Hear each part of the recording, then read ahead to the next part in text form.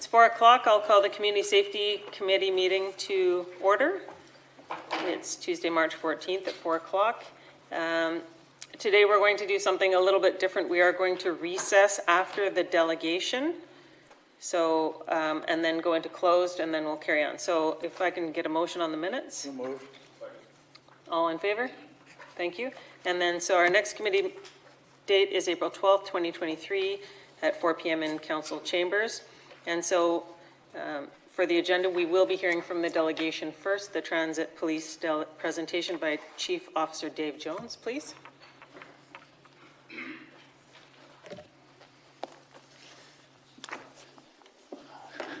So well, thank you very much for allowing me to come here today and present to yourselves at the Community Safety Committee. I believe there's a PowerPoint loaded, and I'm going to, recognizing the time, I may speed through some of these slides a little bit more. First of all, so I am Dave Jones. I'm the current Chief Officer of the Metro Vancouver Transit Police. Been there for about 4 years in terms of it. One of the things just to note of the Transit Police is that we do service all forms of the transit system. So whether it be buses, SkyTrain, West Coast Express, C-Bus, a few bridges I find in little places in Delta out and by bird sanctuaries, and of course the handy dart, we can assist on that. So generally we cover a region of about 1,800 kilometers from from West Van out to Mission to South Surrey back to UBC throughout there, wherever transit is located. What I focus here today and why we've been making rounds to the various cities we cut through 22 different jurisdictions and cities and 5 First Nations territories in terms of who we deal with here. But our focus today, of course, is on Richmond, and we have just a note that we have an excellent working relationship with the Richmond RCMP in terms of how we provide our services and how we can support Richmond and how they can also work along with ourselves. There's some minor stats up there that I show between the years 21 and 22. You can see it's pretty, I would say, stable in terms of we take over 1,000 files a year within the city of Richmond. When you look at it, the numbers there show just the issues of crimes against persons and crimes against property. Some of the other things that we mainly deal with in this area will be just assisting the general public. It will be mental health issues. It will be, I will say, assisting those on the system who may need our assistance on it as they commute back and forth. But the biggest things that come out on the system generally are the assistance, warrant arrests, and criminal code violations and mental health is what we see the most. We just recently finished and developed a 2-year strategic plan that will carry us for 5 years. The plan is centered on 3 pillars with 19 key performance indicators that you'll see as part of it. And a big part of this you'll see is reflected in what we've had in the areas of, working with First Nations communities, working with vulnerable sector groups, basically trying to make it that we're trying to make the transit system, and when I say the transit system, we compare it to the areas both on and around the system safe for those who use it.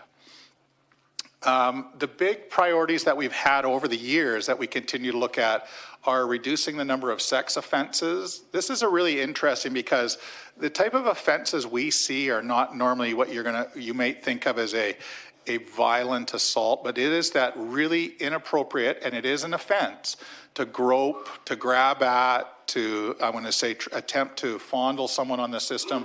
These things happen, and can have just as much of an impact on both the person themselves and the perceptions of safety in and around the system.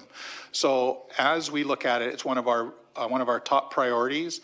Employee assaults, there are like 8,000 employees within the TransLink world. That world has a lot of number of bus drivers, station attendants, security personnel. And so not only just employee assaults, obviously, we look at the public ones as well, but making sure that frontline staff are kept safe. We also put a lot of effort into the vulnerable sector, dealing with vulnerable individuals. We have a very active group that works with a set of officers and that who work with homeless. And when I say that, we believe and have a really strong feeling that everyone is entitled to be safe within the environment that they find themselves in. So we're not here to criminalize homelessness or push them off. We do a lot of work to help assist them, relocate them, find housing, and work on it from that factor. We want them also to be safe. We don't want them to become victims of crime where they are, or if they're part of using the transit system or around it. And of course, system resiliency is a big thing for us. System resiliency means that keeping the system running safe from any external threats or any types of mischief or targeting, which could be anything from protests to damage to something even probably more extreme, which we work long on. Couple of special units that we've created over the recent while that you may see more of a presence out in this area. One is the Targeted Mobile Enforcement Team. So this team actually works in conjunction with a variety of local police agencies, with your Richmond RCMP, and they deal with everything from fare enforcement to fare gate violations, distracted driving, impaired driving around, because you can envision people may take transit, park their car here, take transit to another jurisdiction or another area to consume alcohol, take transit back, and then be aiming to get into their vehicles. And we also do road safety checks. But the other one they also do is you have within Richmond here is bus lanes, things that are dedicated, because importantly enough, dedicated bus lanes are meant to move the buses and transit system quicker and more efficiently. So if we get complaints from drivers about inappropriate use of those lanes during peak times, we have our own dedicated units that can go out and do the enforcement type activities.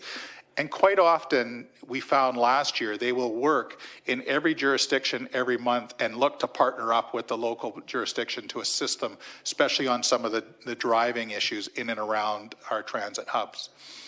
The next one is one that has also recently been created that works in particular is a crime suppression team, plainclothes, and focuses on hot spots throughout the region. Now, quite often we've been hearing there's a lot of focus on violent crimes and weapons that are used, and yes, they do target that, but we're also very much aware of the impact on local businesses, such as things where theft and shoplifting and that are having. So in conjunction with, again, either independently on our own and yourselves, we will work to set up, and this team will help address, working even with loss prevention officers, the thefts that are occurring in and around businesses, or if a business is experiencing it, particularly from mall areas. So you can envision that we go through the downtown core, the Metro Town area, the Lougheed Mall, the Coquitlam Centre, the Surrey Centrals. So obviously this unit is very much in demand and kept busy throughout the region on a weekly and daily basis. The other thing that's important that we just highlight for the councils and community safety is that as special events occur, and they are occurring more and more, and of course a lot of special events are now predicated on its access to transit. So whether it be Canada Day celebrations, whether it be the celebration of lights, whether it be, say, special Chinese New Year events, wherever there are large numbers of individuals being moved, and the use of transit, we will ramp up and ramp down our staff. We do it again in conjunction with the local jurisdiction, but quite often you'll find this is something that's done on our budget time and our dollars in terms of this. So we're not generally compensated for special events that many cities may find themselves looking for. We have started to change that a bit with a creation of a position, a special events coordinator, who helps work to plan this. So if you can envision, I said last year on Canada Day, people traditionally went to the city of Vancouver, but for Canada Day celebrations and other parts of the Lower Mainland. But what Vancouver didn't have was fireworks that night. So then we found communities such as Surrey, Coquitlam at Lafarge Lake, Port Moody, and Richmond were having different celebrations. So we were seeing a movement of people not just in one direction to one city all day, but then moving about throughout the day and changing places. In fact, one of the challenges we met that day was about a 1,000-seat beer garden that was placed near a station in Burnaby. And so we're there for it. And I'm not coming here with an ask or anything, but it's to let you know we do work with this to partner and make sure of it, which includes our ability to work with the jurisdictional force, both, as I say, in and around. We're not necessarily tied right onto the system when we're working together with other individuals. We do have a very strong community engagement team that deals both with vulnerable people, the community groups, the various activities that your community policing agencies may have on the go. And we have a very robust First Nations Indigenous program that I'm going to touch upon here. So when we took off in this strategic planning, we really worked towards strengthening the support to Indigenous people. We made a strong commitment to it. We also, it wasn't just the only one. We obviously made a commitment to a lot of vulnerable groups and in the vulnerable sector, but a real strong focus was made, and we call it, it's on the urbanized Indigenous youth. So the urbanized, there are local First Nations communities. We'll see them in the Musqueam, we'll see them in the Tsawwassen or the Coquitlam or the Kikite, where they have local resources potentially available to them. The urbanized ones we see are the ones who have traveled from the northern parts of BC or from somewhere else in the country, and they don't have a close connection to necessarily a local. So we focus on that urbanized Indigenous youth to reach out and connect with them. And one of the important things of our programs that we deal with it, we're not only trying to give them a support that they need, but we're also have connected with them in terms of making sure they reconnect to their Indigenous roots and history and cultures and tradition. The big part of this has been a program that is reaching probably what I'm happy to say is almost becoming too successful. We have a program called the Blue Eagle Community Cadet Program. It started in the city of Vancouver with a partnership with the Vancouver Police and ourselves. It has now spread to the city of Surrey. It has now just recently been reintroduced in the city of New Westminster, and I understand that North Vancouver is looking to take on the program as well. It is really very much about connecting with youth in the community, and as much as I say it has a First Nations angle, it isn't just restricted to First Nations kids. It is a youth program that is more of a drop-in, but well supported in terms of activities, events, and at every time that we meet with these youth, which is a minimum of once a week in the community, it also includes us providing them with a meal at each one. And it's not, they don't have to register, it's something they can come into. And a lot of credit to Constable Kirk Rattray and Sergeant Cheryl Simpkin, who are both First Nations Indigenous officers. These pictures just also feature one of the things we've introduced to the community aspects is a volunteer program. And surprisingly enough, we again hit a large success with a volunteer program that works currently out of the Waterfront office. But with TransLink's assistance, we've actually now received funding for a volunteer coordinator, civilian volunteer coordinator position, which we'll be looking to expand. Our volunteers are part of also being part of the system. They offer safety, first aid, they offer obviously some eyes and ears and assistance to the public. And last year alone, on 2 occasions, they actually saved the lives of individuals who either overdosing or having heart attacks on the system. So we're really proud of what they've accomplished and what they're doing. And what makes it a real success is we know we have too many volunteers. We can't handle them unless we grow the program and expand it out from that area. This one area I'm going to touch upon is probably the newest one that we're really proud of. So you've heard of community safety officer positions, perhaps in Vancouver, you hear of them picking up property.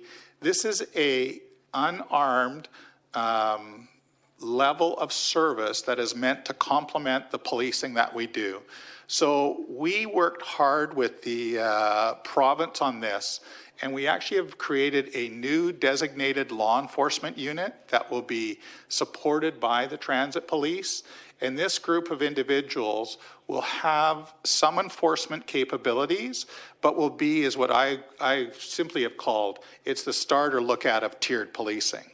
These individuals have some authority. They have able to enforce the transit conduct safety regulations. They're able to assist at community events. They can issue some tickets and violations. We can really, under the designated law enforcement unit, expand or contract their authorities as need be. They are a uniform presence, so you might think of them as, like I say, as an unarmed, tiered level below of a police officer. And they do exist, these positions, in other areas. The Police Act provides for it. So we received our final approval with the province last November. There is to be 24 deployed eventually under a trial period here. And, you know, we're using it as a model, and I know the province is paying attention to this, as there are, and I acknowledge it, there are some cost savings that come with allowing with this to happen. I also want to appreciate that our police officers union and TransLink and them have supported this very much as it's gone through. It took about 3 years to move it through the system here. Lastly, just kind of touching on this, I think most of you know, of being part of councils, that a lot of growth in the region is focused on transit. A lot of future growth, a lot of where hubs are being created and this kind of walkable, everything within, you know, 15 minutes of your home, is putting challenges on us. And when I say that, it's because there's not always a clear separation of what is the jurisdictional and what is us. We work together with it, but in a lot of areas, and so we've just focused on what we're seeing here in Richmond, the Capstan area, the new developments by the Aberdeen station, the Lansdowne Centre and that, and new developments near Richmond Centre. We're here to say that we're not backing away from it. We'll always be here to help both in and around the systems and that. But as you see our growth, we're predicted to grow with the Broadway subway line, the Surrey-Langley expansion, and eventually this gondola up to SFU in their respect. So a lot of things are happening. I know hopefully I probably haven't kept within my time. So I will pause there for any questions that you may have.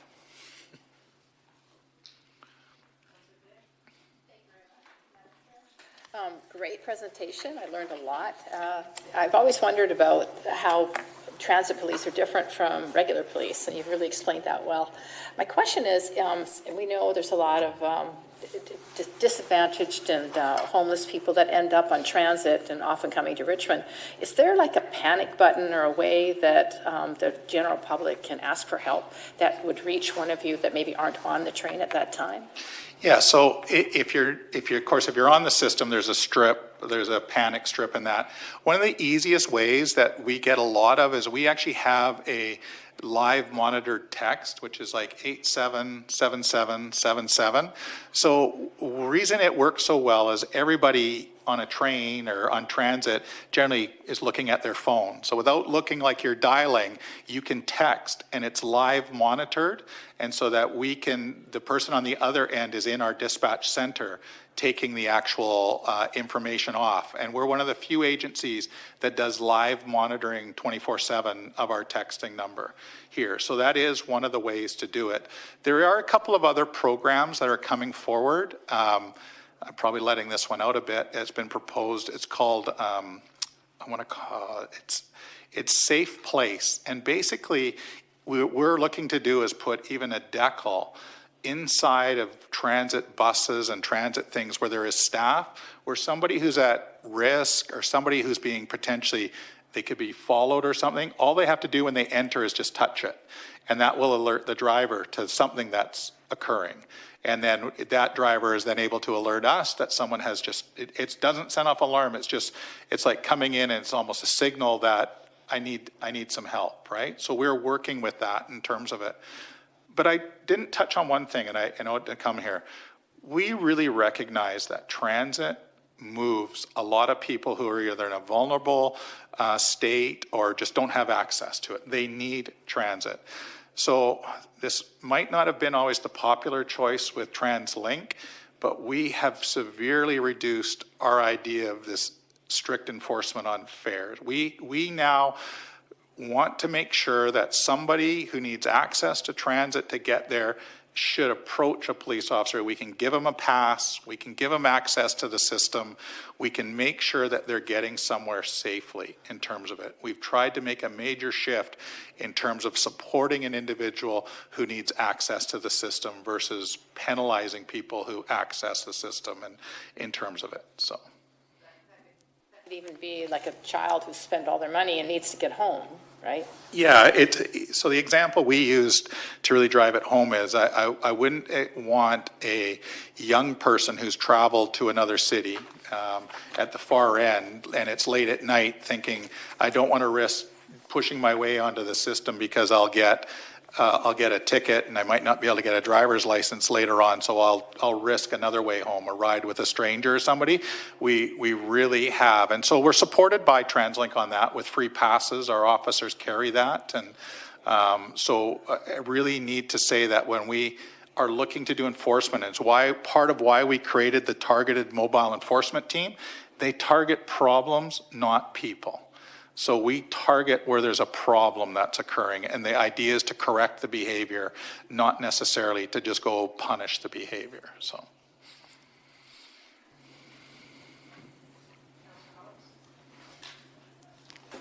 Thanks, and through the chair, well, thanks, Chief. That was a really excellent presentation. Just one question, and that's on the effectiveness and the accessibility and practicality of the camera system that you have, not just on the SkyTrain system, but also on buses, in terms of successfully investigating serious offenses. You mentioned sex offenses, for example. Can you just comment on, and it's just your opinion right now, on the effectiveness of that and how it's done and how accessible and how practical that is and how useful it is for yourself and all police?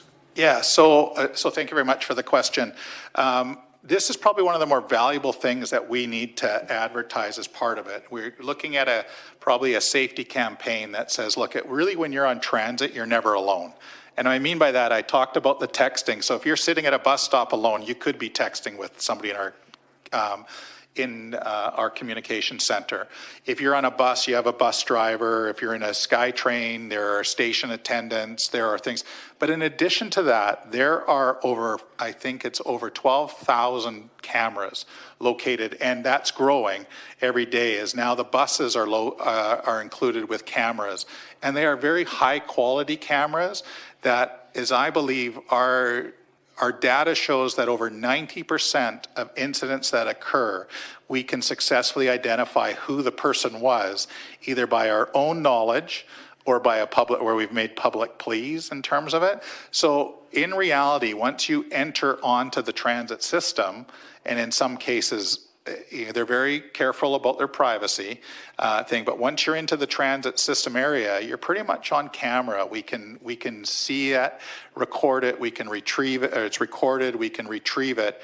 And we look to make, further improvements with that as it goes along, such as we know that the operational centers are able to live monitor this and that. We're looking at our own abilities potentially. Now, when I touch on these, I want to be clear. They require privacy assessments. They require a whole bunch of things to do it. But the cameras that are in place, really, the message we're trying to say to anyone is you're never alone. We know what's happening. And for those who think of committing crime on here, we have our general investigation unit has a 90% success rate in laying a successful charge if we have video, which is over 90% of the time. Say that's high. Yes. Yeah, that's high. Thank you, Chair. Thank you for the presentation. I just have a question about the CSOs that are going to be hired, the 12 CSOs.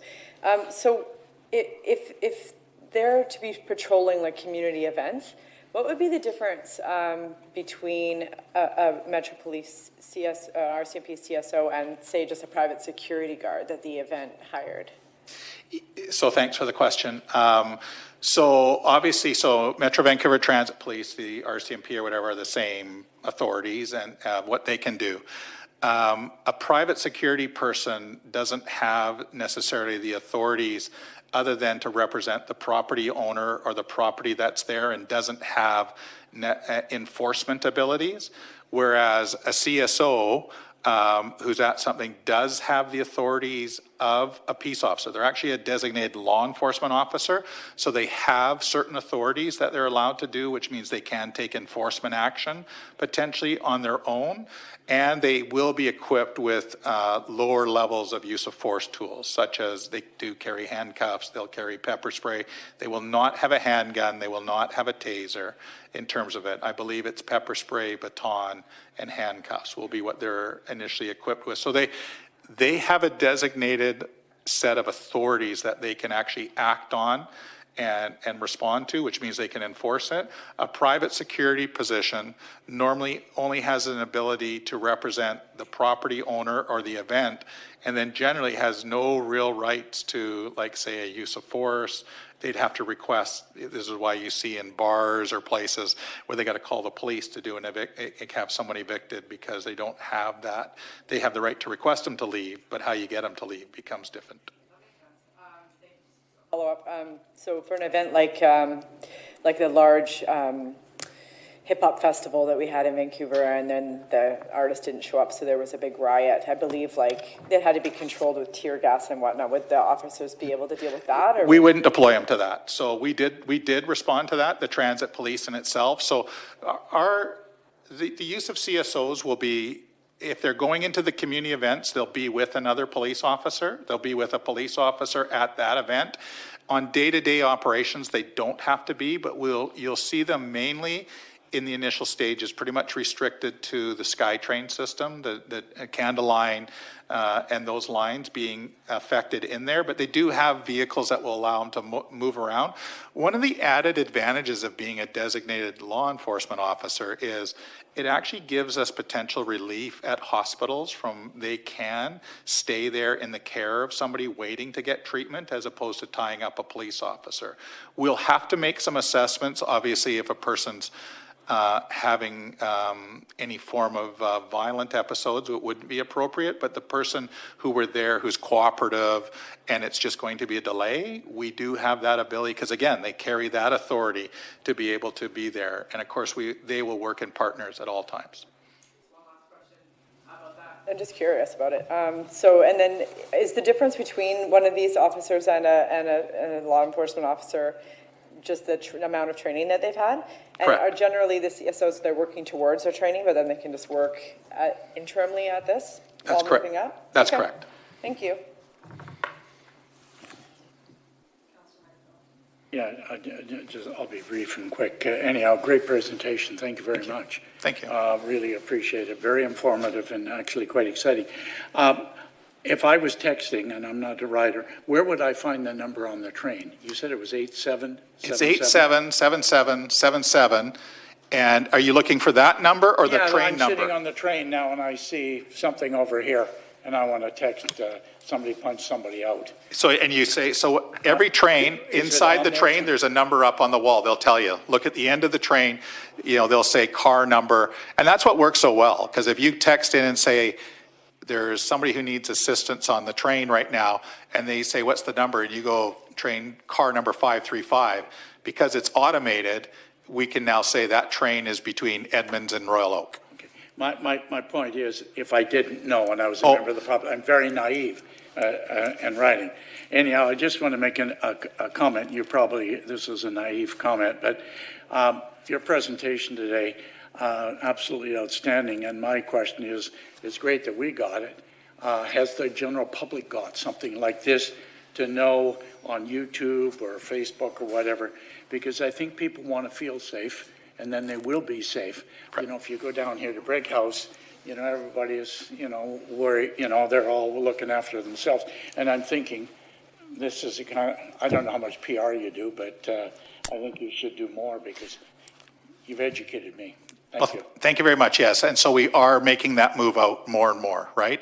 And when I talked about the campaign, if I win the debate, it'll be called You're Never Alone on Transit, and that'll be produced by both in-person, YouTube videos, Instagram, social media, is to educate people on just how safe it is. I think it's very important because the general public has a feeling out there, no matter what community you're in. Thank you very much. Yeah, no problem. Thank you. Yeah.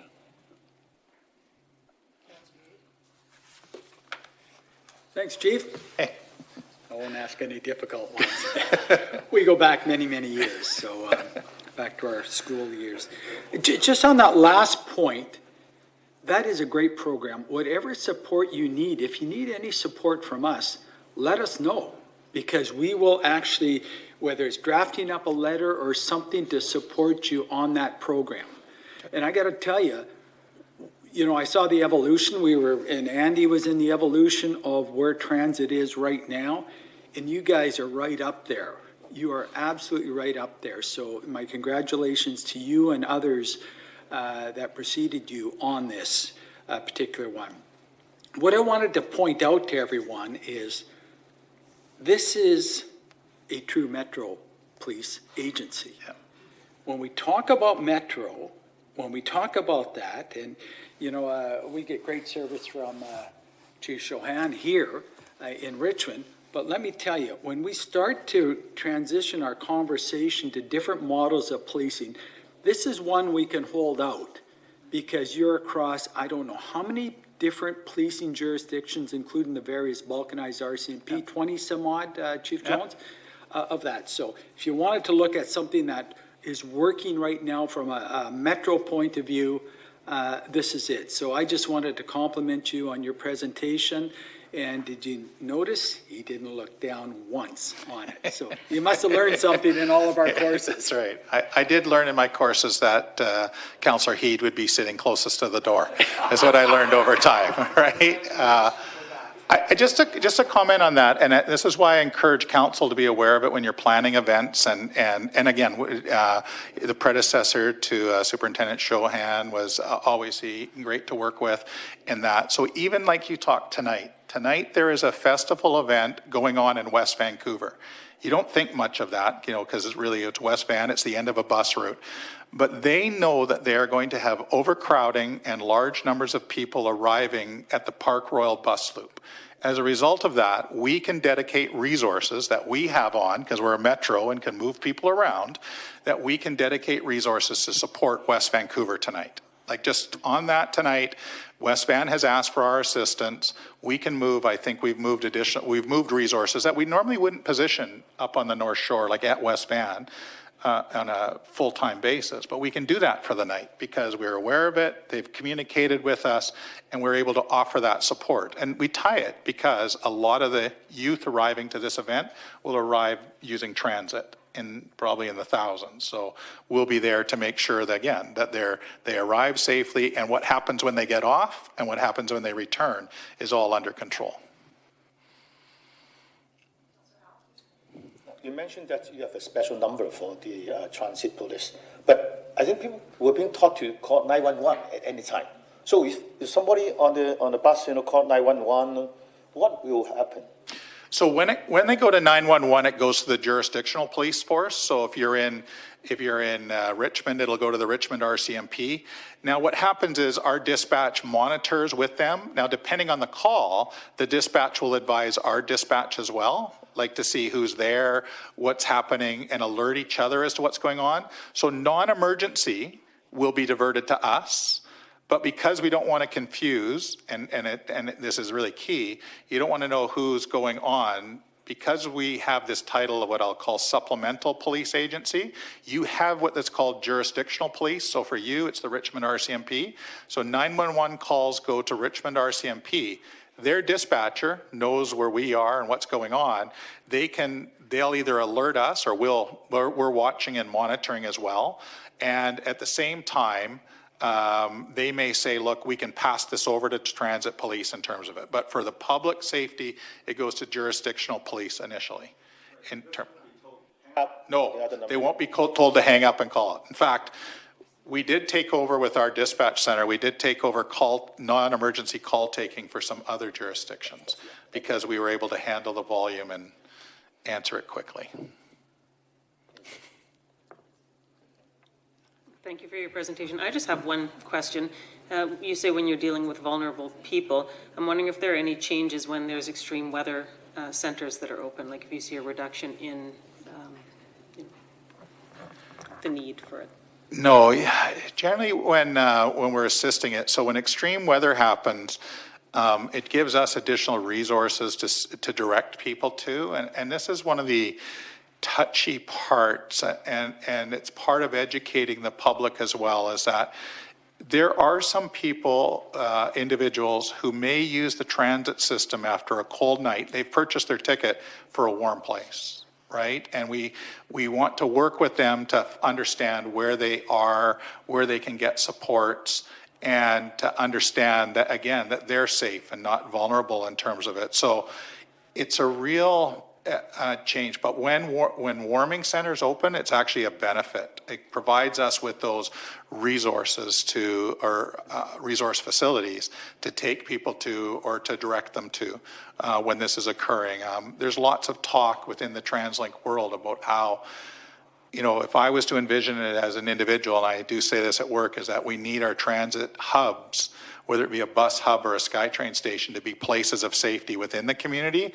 And, you know, if I'm not an engineer, but I would look to design them differently with places of respite within or attached to it in terms of it. And so we really work to make sure of that when we're encountering individuals. Can we assist them?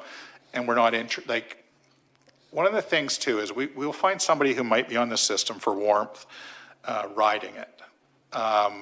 And the one thing you don't want to do is take that person off the system in a community they're not familiar with.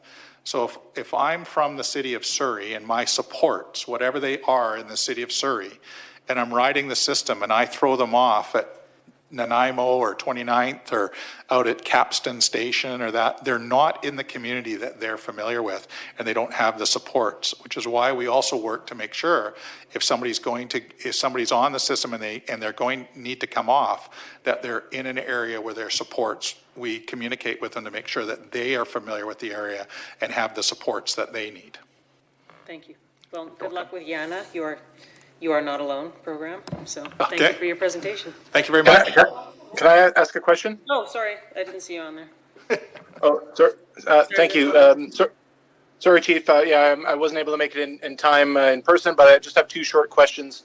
The first one involves files or enforcement or successive investigations that are hindered by lack of lighting or low light being able to identify, or do many files in Richmond or elsewhere occur because of low lighting? Do you have any comments on that? No, I've not had that raised as a concern to myself. I think, you know, that may be something that would be more common around buses and that. Generally the stations which we deal with, and of course the surrounding communities, but I haven't had it raised as an issue.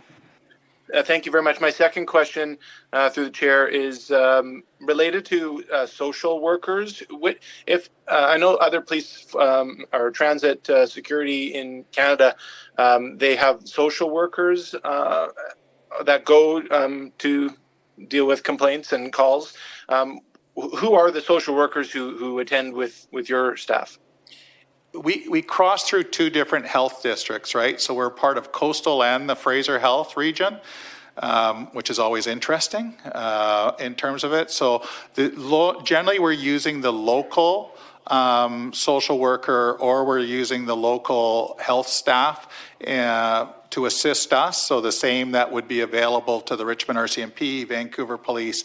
We do have a program request that's coming in right now that will actually put health workers, social workers with us on the system. That's a funding request, which I believe will be granted. The question is finding the resources that can support it with us. I appreciate that. Thank you so much. You're welcome. Okay. Thank you very much. Thank you, everyone. And I do want to point out that Councillor Hobbs did spend some time in charge of the transit police, so he laid the path for me to come in there. It was easy to fix after that. Thank you. Did I say that out loud? Sorry, Chair. I don't know. Have you even been on transit? We do throw this on personal. Under the bus, not on the bus. Under the bus, yeah. Okay, we're now going to go into closed. So we're going to recess our open meeting and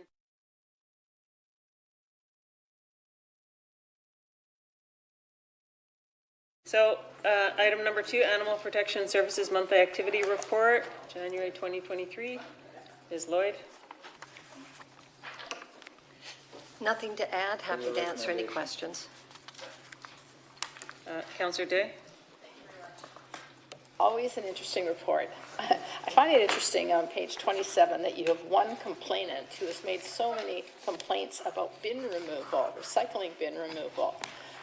You know, that's one complainant, it says, that has made numerous concerns about recycling.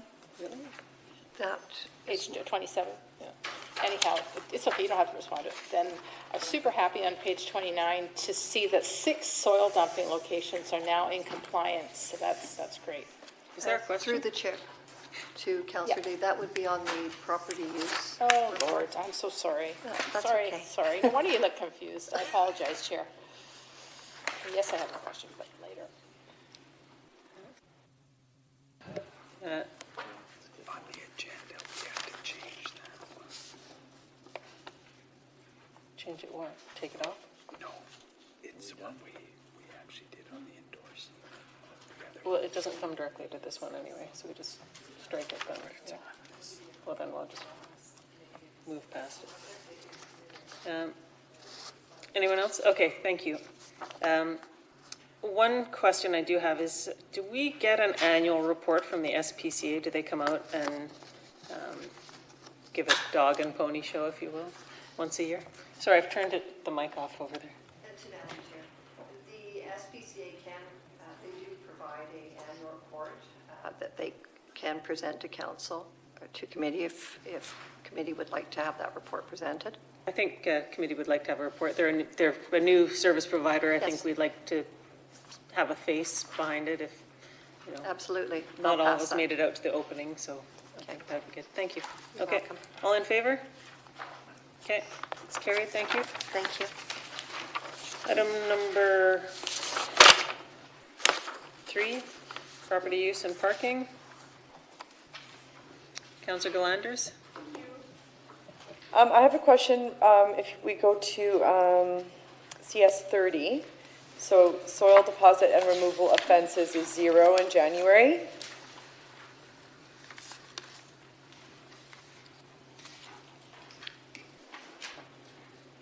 So in the past couple of meetings that we've had, or 3 in a row, there's been over like 30 in a month, and it was that one property that was getting ticketed every day.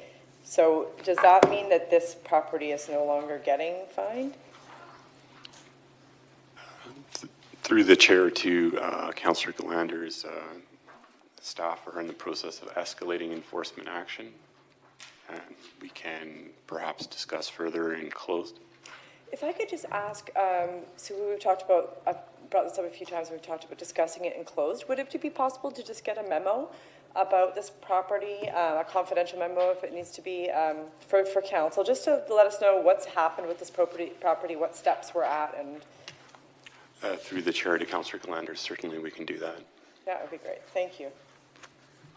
Councillor Hobbs? Thanks, and through the chair. Yeah, one question on page 28 with the short-term rentals. And I note that 2 staff added and that there's been 11 new applications for boarding. Just the question is, with all that enforcement, I'm curious about the resolution of the complaints. I take it the 11 license applications are part of the resolution perhaps, but are we seeing a high degree of like compliance and then no repeat offenses, so to speak? Through the chair to Councillor Hobbs, we're certainly seeing an increase on the licensing side, and in certain instances we're seeing compliance. In other instances there are some persistent offenders, and I'll foreshadow the following report. We'll see a significant increase in tickets being allocated as well for the month of February.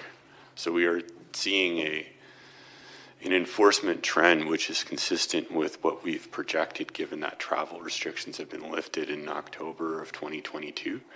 So we are definitely seeing an increase in legitimate license applications. At the same time, there is a parallel phenomenon of those that are violating the bylaws as well. So it's a sort of an equilibrium there. Okay, good. I'm glad to see the progress and the enforcement, because I think it is something that really does impact neighborhoods and people living in our neighborhoods. So good to see incremental progress. Thank you. Councillor Heed? Thank you, Chair. One question you may be able to answer, you may not. Fine, if you can't, we'll talk about it later. On page 30, of interest is the sign offenses, 3 of them in January.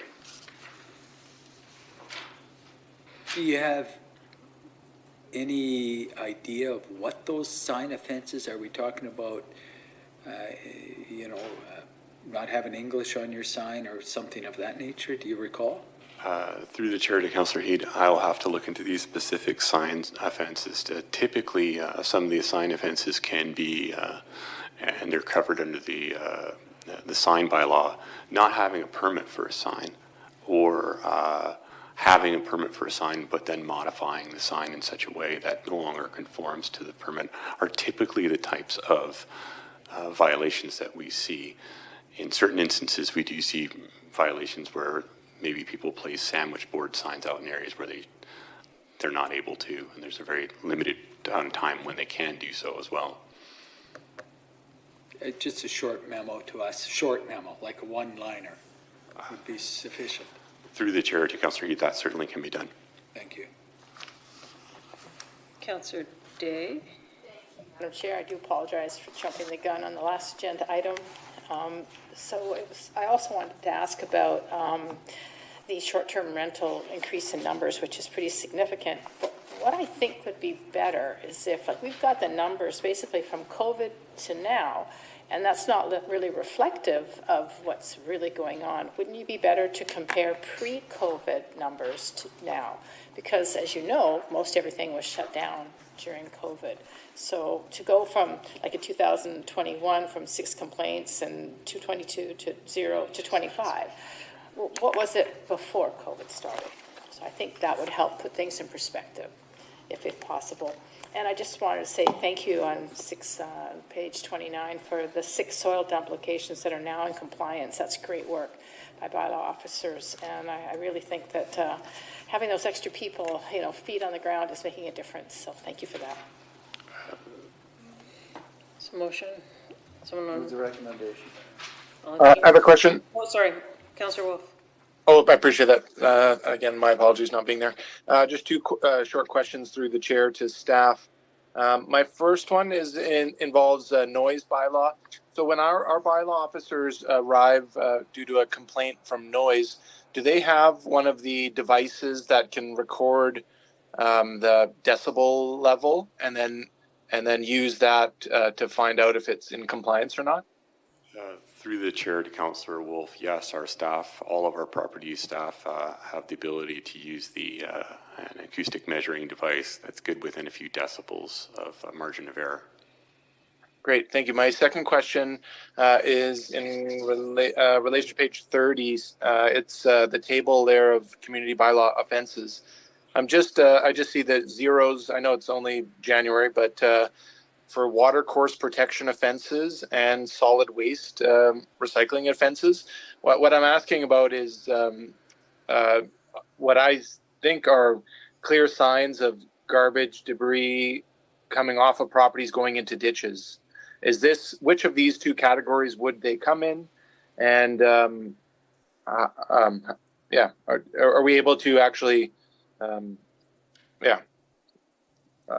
target those properties and charge them?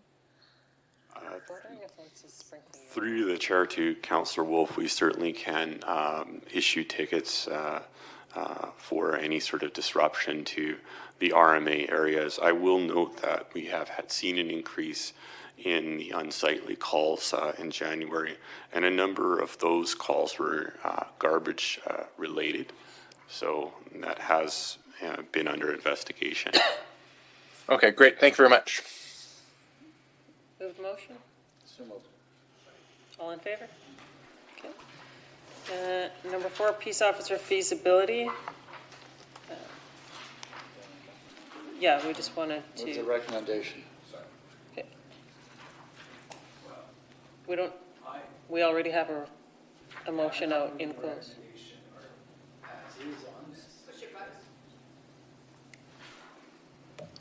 We just need clarity on this because certainly the recommendation that's on our agenda is not the recommendation that I would certainly speak in favor of. This just receives it for information, and the other action carries on. So anyway, call the question. All in favor of receiving for information? Anyone opposed? That's opposed. Carried with Councillor Heed in the opposition. Thank you. Okay, Richmond Fire Rescue Monthly Activity Report.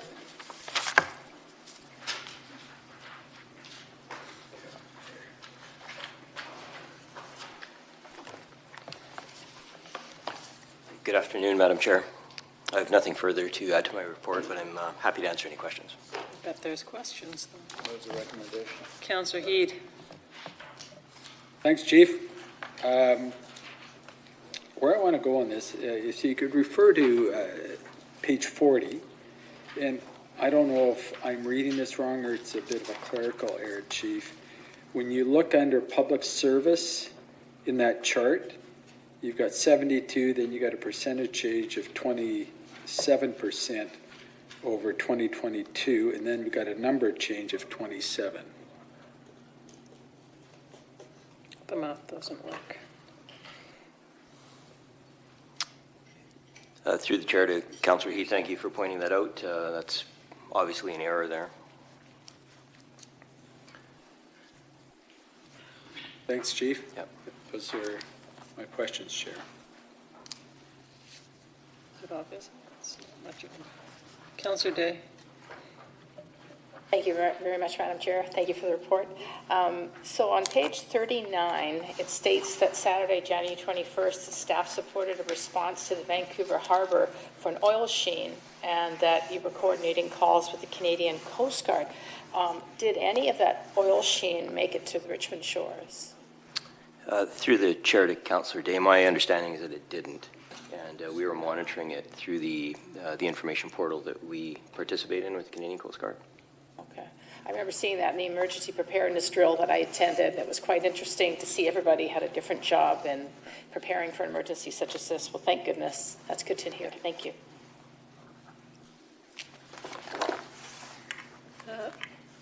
We have a motion on the floor. Okay. All in favor? Thank you. And Fire Chief briefing. Thank you, Madam Chair. I have two items I'd like to update the committee on with my verbal report. One is Richmond Fire Rescue just closed the application portal for recruit firefighters, for replacement firefighters for this year.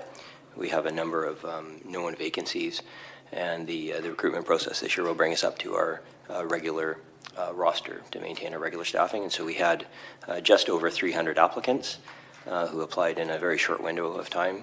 We've gone through our first review process. We have quite a number of other stages, but our recruitment plan is that we'll continue on through the rest of the year, and we'll be onboarding and training a cohort in September to deploy them onto the emergency response trucks by December of this year. And I'll be happy to keep updating council and your committee on that too. And the other update I'd like to mention is through our national initiative that we're partnering with the Canadian Red Cross, Richmond is one of 5 communities across the country that we're participating in the National Inclusive Resiliency Preparedness Project. And through some grant funding that we obtained through the Red Cross, we've purchased what we call a emergency preparedness party in a box. And we just received all of the goods for that kit, and had a meeting yesterday with a lot of community groups, including CHIMO, RCCS, and a number of others. And we're going to be taking invitations from those groups to share the kit out with them and allow them basically to train the trainer, to start allowing them to train their own people how to become more prepared for an emergency as well. And that's part of our ongoing outreach program from the Emergency Programs Branch. So we're quite excited about that. That should be a very interesting piece of kit for them to borrow. Any questions? Thank you. Thank you very much.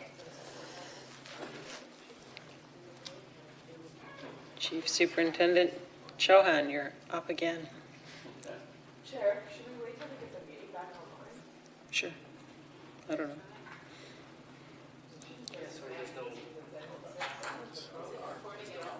It's recording, but there's no internet, so Zoom members are not. I don't know. I was losing internet on my iPad a second ago, so I don't know.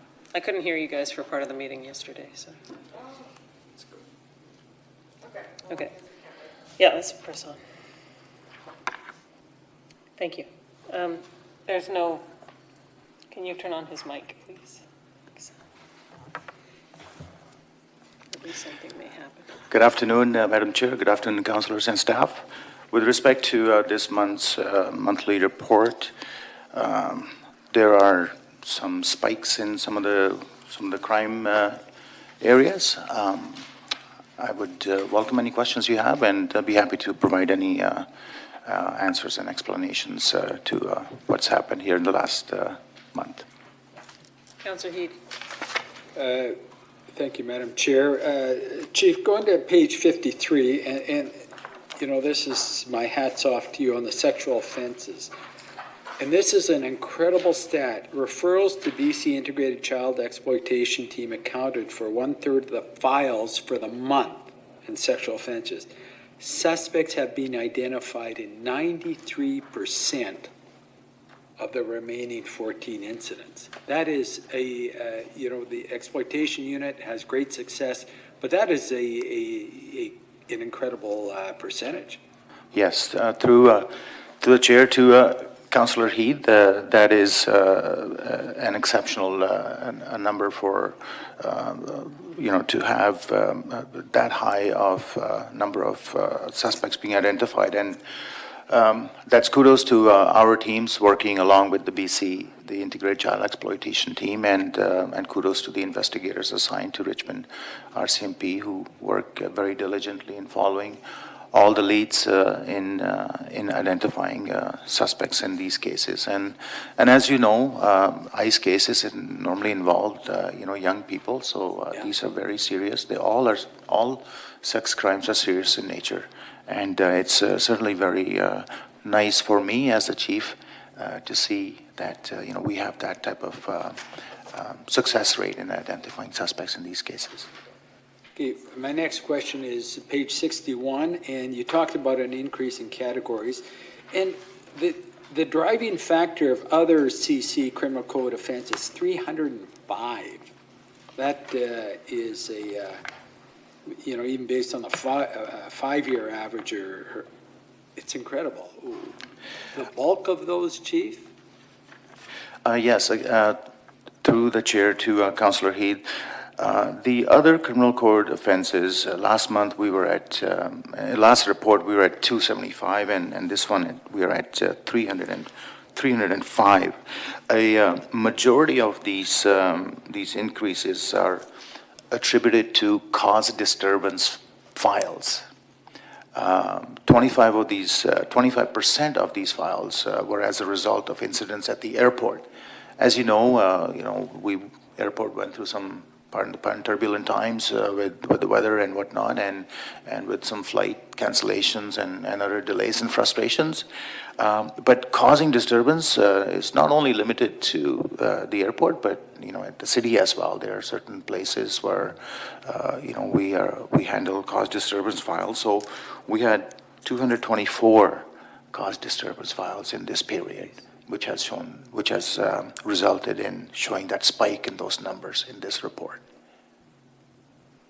Thank you. Thank you. Councillor Day. Thank you for the report. Always easy to read. Page 52, under mental health, there were 263 mental health-related incidents in January 2023, and that is an 18% increase from the previous month, and a 14% increase from January 2022.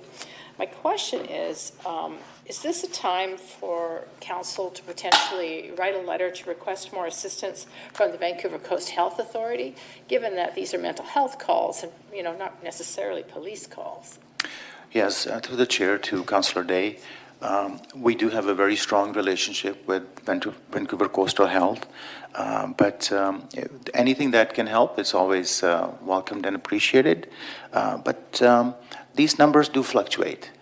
You know, whether it's a number of mental health calls or whether it's hospital wait times, and month by month they are different. But if you know, it certainly doesn't hurt to reach out to our partners, and if anything more can be done, it's always welcomed. Yeah, well, I would encourage this committee to do exactly that. Ask for more help, because I mean, you know, it's like asking a bricklayer to come and make a flower arrangement, you know? I mean, let's get the mental health workers out there where they should be, you know? Thank you. Thank you. Councillor Hobbs. Thanks, and through the chair, well, thanks, Chief, for the report, as always. Just a couple questions with collision and vest in your traffic enforcement. And maybe it's for next time to actually have a solid answer on it, but have we included yellow light? I know we do include yellow light enforcement, but are we actively including yellow light enforcement with our intersection campaigns? Because most people probably don't understand that it means the same as a red light. And just anecdotally, there seems to be more of it. So maybe some education, maybe some focus enforcement, which is hard on the yellow light, I know. And then the other question was just on the leading contributing factors to the collisions that we have in Richmond. Is there any recent analysis on that? A lot of people say speed automatically, and obviously intersections are a bad place. But I think that the major one probably is still distracted driving and people. So maybe we could have something on that next time, or unless you know off the top of your head. Sure, yes, thank you. Through the chair to Councillor Hobbs. With respect to your last question, there are stats that are compiled, and obviously distracted driving is at the top of the list, but I can have something prepared for you as well. And with respect to yellow lights at intersections, it is an offense under the Motor Vehicle Act, and I know the general public may not be aware that if you are going to a yellow light that you could be ticketed, and it is a $167 fine. The yellow light basically means that stop unless it's safe to go through. I mean, you certain times pass a point of no return where you have no choice, but you're committed to go through that intersection. So we do have enforcement of yellow lights infractions. That tickets were handed out last year, about 72, as well as red light tickets as well. Those were handed by the police officers, but we also have red light traffic cameras where the tickets are mailed to the registered owners. As from the education component, we do have lots of volunteers in our road safety unit. I think we can certainly incorporate something through our media, through our social media, and through our volunteers to promote a little bit more awareness when it comes to the yellow light awareness for our public. Yeah, education might be handy. And just one last comment through the chair.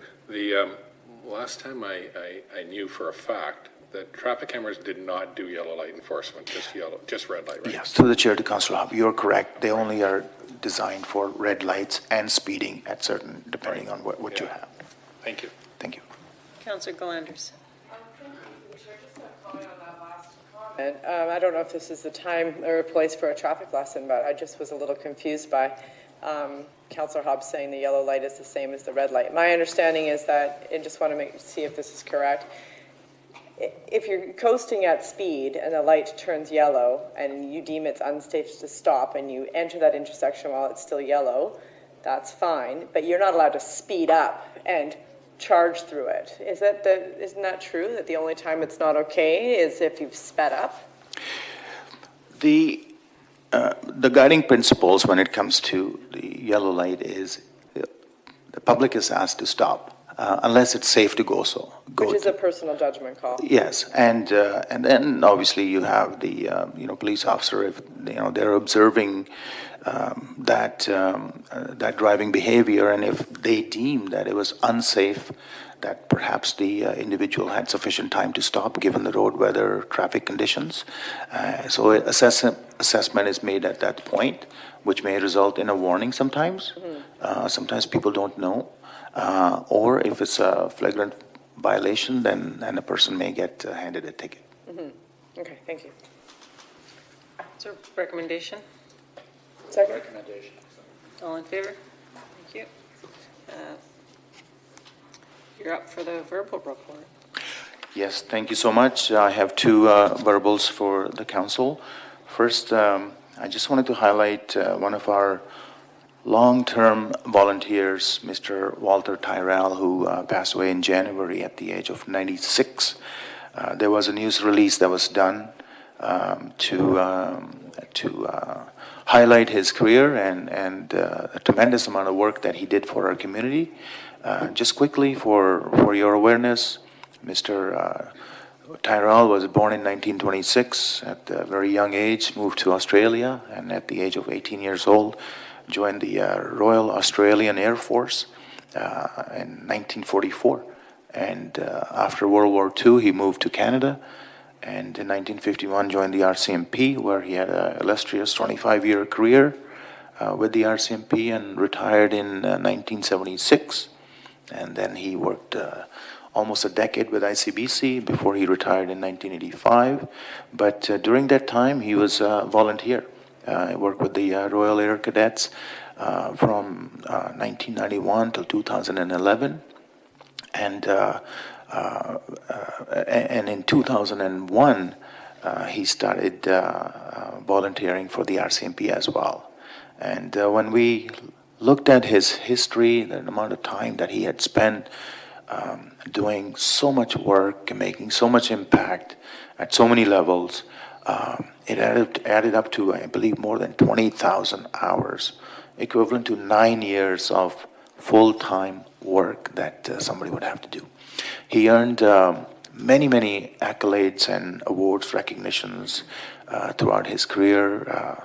Awards from Royal Canadian Legion, RCMP, City of Richmond, the Lieutenant Governor, letter from the Prime Minister, just to name a few. And he was a tremendous human being, tremendous man who has left his legacy here. And we at the Richmond RCMP, in order to honor his memory, we have, in our atrium, we have created a little memorial for him. So his memory and legacy will always live on at the Richmond Detachment. Secondly, I just wanted to share with you, in February, we had our second annual Youth Academy. We had 32 young students from 9 different. It was a lot of time and effort was dedicated into making this event successful. We had 71 RCMP officers who dedicated their time in taking turns, either part-time, full-time, on the days off, after hours, in ensuring that this event was successful. And not to mention many volunteers, elder folks in their 70s and 80s who were there till 10:30, 11 at night, helping clean up, helping doing things, and making sure that they contributed to this event. So really pleased with the results, and really look forward to doing this next year. Thank you. Councillor Day has a question for you. Thank you so much for that update on the Youth Academy. I know it's a huge success in Richmond, and not everybody does it. Not every city does it. Many, many, many years ago, I attended a graduation at Cultus Lake, and they actually sent the kids out to a camp, and they stayed in little bungalows. And are we ever going to go back to that model, or do you find this model more proactive because more students can, or more candidates can come through? We can always look at what is best that we can accommodate. As I mentioned, it does take a lot of time and commitment, and I can certainly have that discussion with my senior management team and our community engagement team partners. If there's something different that we can incorporate, we'll definitely consider that. But otherwise, the current structure, the format we have, it's really worked well. It's local. And and it's done during it doesn't have too much impact for their school hours as well. But I will definitely look into that too. If it's feasible, then we'll see what we can do. Thanks. I was just curious. Thank you. Thank you. Thank you. Thank you so much. Any managers' reports?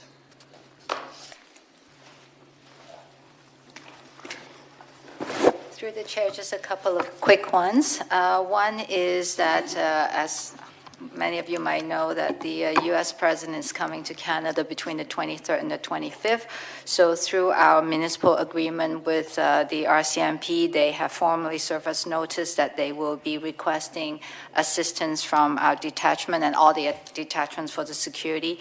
They can temporarily withdraw up to 10% of the member from our police force in consultation with the OIC, and any deployment from the detachment will be at the discretion of the OIC, and all the costs will be paid for by the federal RCMP as well. That's just for your information. Secondly, there was a request to have ECOM provide some stats for us on a regular basis for both policing and fire. I'm happy to report that they'll be starting to give us quarterly updates starting from April. So once we receive that, we will pass it on to council. Thank you. Anybody else? Move adjournment. Sorry, Councillor, hang on, we have a couple of questions. Councillor Hobbs? Thanks. And through the chair, just a quick comment on the Vulcan Way issue, which I know is a complaint from some residents and the camping along there. I just wanted to acknowledge that there's been a lot of improvement. I had a couple calls from people in the community saying thanks to the city for making some incremental steps here to improve it. So thank you. Thank you. Councillor Heed?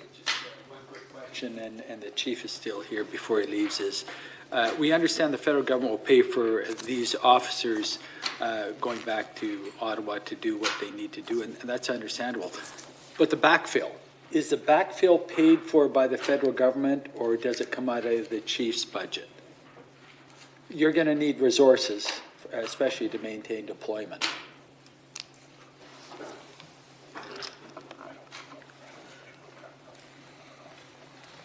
To the chair, too, Councillor Heed, we will have to make that assessment as to what is the ask from Richmond Detachment, and then I will have to make that determination as to how many members I'm going to release and what kind of impact they are going to have on our operations. But it's my understanding that if there's any backfills, that cost maybe coming out of the city, but I'll have to look into that. Okay.